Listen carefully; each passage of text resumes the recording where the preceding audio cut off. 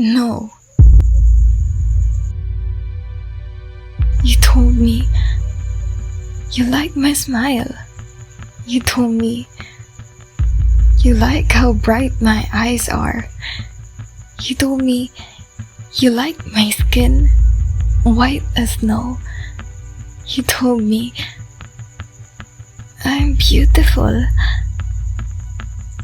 It turns out you think of me as a vamp. I was looking for it. You told me you had pictures and swore everybody will know. I was afraid, so I stayed inaudible. But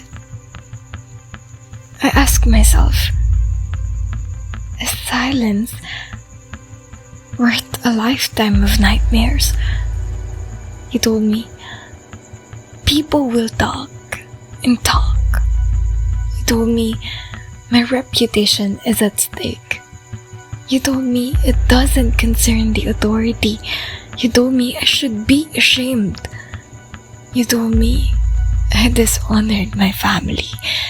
You told me why I am embarrassing everyone. But I finally stood up and is finally telling you that silence only benefits the guilty. Look at me. The way I dress, the way I smile, the way I walk, and even talk are not because of you.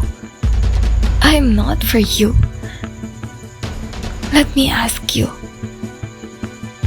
where is your moral when you choose your bottom over your top? Now listen to me. I am a survivor. I found the courage to fight.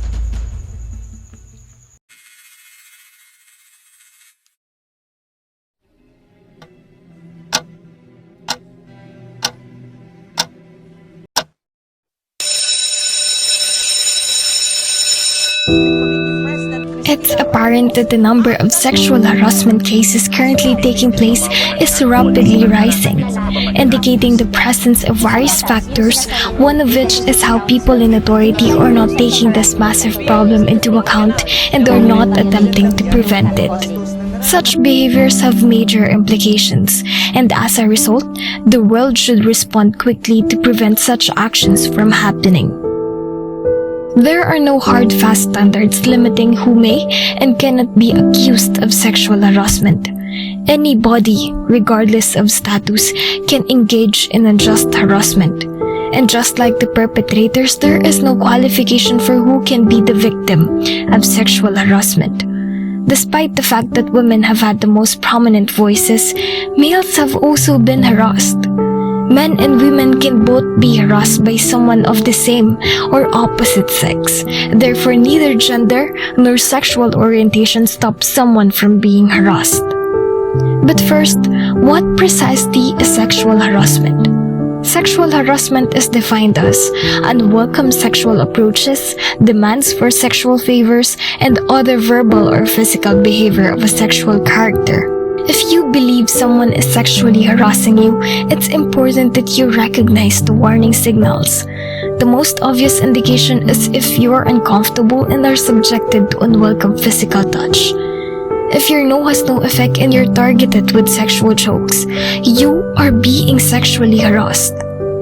Yes, the harasser may not realize they are being offensive, but if the other person feels uncomfortable and has expressed this to them, he or she should stop before legal action is taken.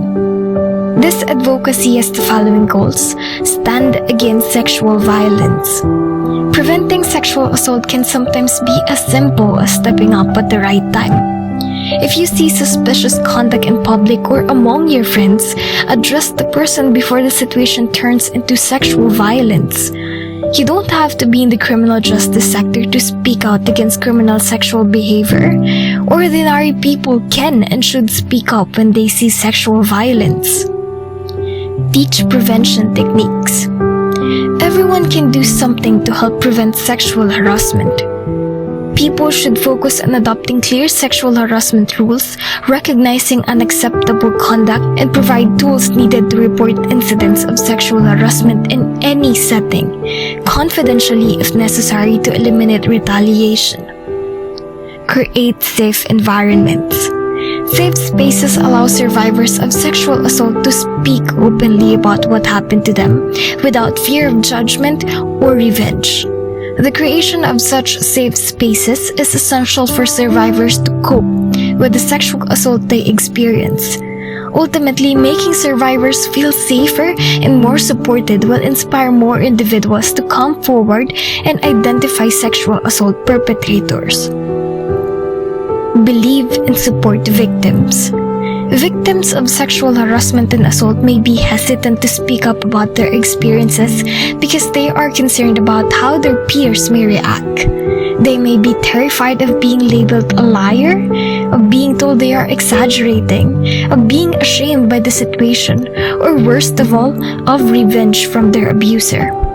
As a result, when survivors of sexual abuse come forward with their accounts, it's imperative to believe and support them.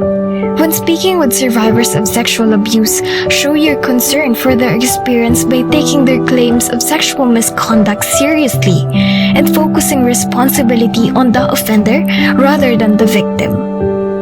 To conclude, sexual harassment is a very serious problem that remained unreported for a long time, but not anymore. It's essential that we all take steps to prevent this from happening because it seriously harms the victim's life. Thus, make absolutely sure we help individuals who are victims of sexual harassment and hold the perpetrator accountable.